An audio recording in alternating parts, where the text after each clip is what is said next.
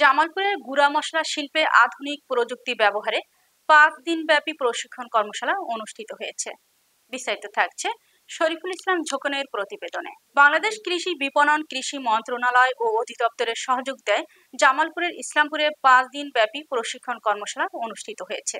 এই প্রশিক্ষণ কর্মশালায় উপস্থিত ছিলেন SACPRAINS এর কম্পোনেন্ট পরিচালক ডক্টর মোহাম্মদ রাজু আহমেদ, কৃষি বিপণন অধিদপ্তরের কর্মকর্তা এনামুল হক, নিত্যপণ্য প্রতিষ্ঠাতা উদ্যোক্তা ফরহাদ হোসেন সহ বিভিন্ন দপ্তরের কর্মকর্তা কর্মচারীরা উপস্থিত ছিলেন। প্রশিক্ষণে ড্রাল মেশিন ও ক্রেসার মেশিনের মাধ্যমে মরিচ, হলুদ, ধনে সহ সকল প্রকার মশলা সহজেই গুঁড়ো করে প্রক্রিয়াজাতকরণে ব্যাপক ভূমিকা রাখে। প্রতিষ্ঠানটির পরিচালক মোহাম্মদ ফরহাদ হোসেন বলেন, উন্নত মানের গুঁড়া মশলা ও কম খরচে প্রক্রিয়াজাতকরণে নিত্যপণ্য 247.com প্রতিষ্ঠানটি দেশের চাহিদা মিটিয়ে বিদেশে রপ্তানি করবে। আমার নিজের কাছে অনেকটা গর্ব মনে হচ্ছে। ডিটেল বাত ব্যথা, হাঁটুর যন্ত্রণা আর জ্বলন্ত বাতের যন্ত্রণায় যখন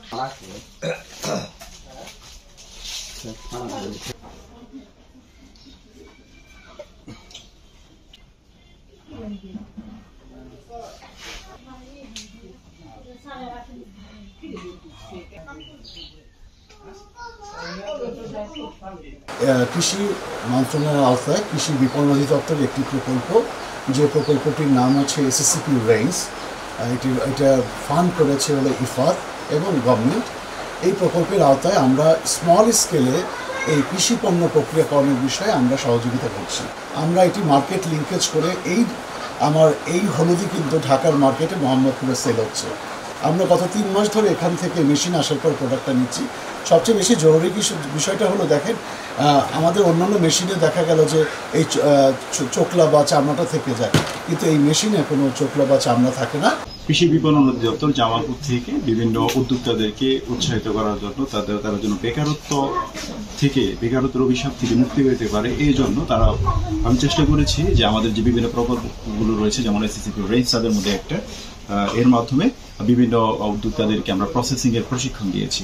যারা প্রশিক্ষণ সফলভাবে সম্পন্ন করেছে এদের মধ্যে থেকে আমরা বেশ কয়েকজনকেই বিভিন্ন ধরনের প্রক্রিয়াজাতকরণ মেশিনারি যন্ত্রপাতি দিয়েছি। বিশুদ্ধ জামালপুর নামে একটি প্ল্যাটফর্মের মাধ্যমে সকলকে একত্রিত করছি, যারা প্রসেসিং রিলেটেড প্রশিক্ষণ চান এবং উদ্যোক্তা হিসেবে নিজেদেরকে বিকশিত করতে চান।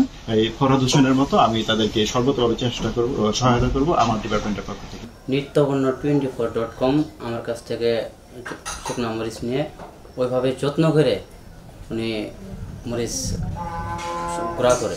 এখন আমার স্বপ্ন হলো যে আমাদের দেশ তথা বাইরে আমাদের একটা লিঙ্কেজ করা দরকার। তো যদি স্যাররা যদি এই প্রকল্প আমাদের সহযোগিতা করে, অবশ্যই আমরা বাইরে এক্সপোর্ট করতে পারবো ইনশাআল্লাহ।